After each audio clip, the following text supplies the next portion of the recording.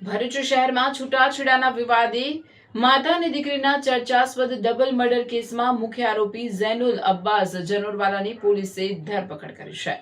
ભરૂચની કોર્ટમાં રજૂ કરાયેલા આરોપીના 4 દિવસના રિમાન્ડની માંગ સામે કોર્ટે 1 દિવસના રિમાન્ડ મંજૂર કર્યા છે।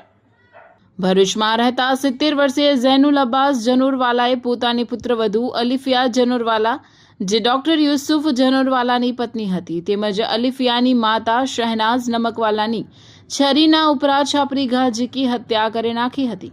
ઘટના બાદ આરોપીએ પોતાને પણ ગળા અને શરીરના અન્ય ભાગોમાં ઈજા પહોંચાડી આપઘાતનો પ્રયાસ કર્યો હતો।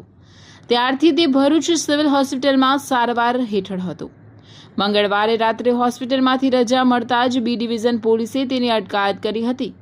આરોપીએ અલિફિયા જનોરવાલાને 44થી વધુ અને શહેનાઝ નમકવાલાને 23 જેટલા ઘા માર્યા હોવાનું પ્રાથમિક તપાસમાં સામે આવ્યું છે।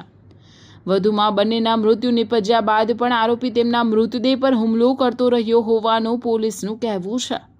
બીજી તરફ આરોપીએ પોતાના ગળા પર પણ ચપ્પુ મારતા તેને 17થી વધુ ટાંકા આવ્યા હતા। પોલીસે રિમાન્ડ અરજીમાં દલીલ કરી હતી કે 70 વર્ષીય વ્યક્તિએ એકલા હાથે આટલી કરપીણ અને ક્રૂર હત્યાને અંજામ આપી હોવાની બાબત શંકા ઊભી કરે છે।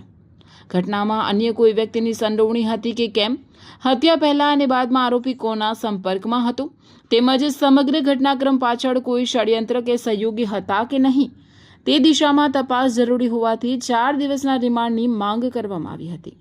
જો કે કોર્ટે 1 દિવસના રિમાન્ડ મંજૂર કર્યા હતા। તપાસના ભાગરૂપે પોલીસે આરોપીના મોબાઈલ કોલ ડિટેલ રેકોર્ડ, ઘટના પૂર્વે અને બાદના સંપર્કો તેમજ અન્ય ટેકનિકલ પુરાવાઓની ચકાસણી શરૂ કરી છે।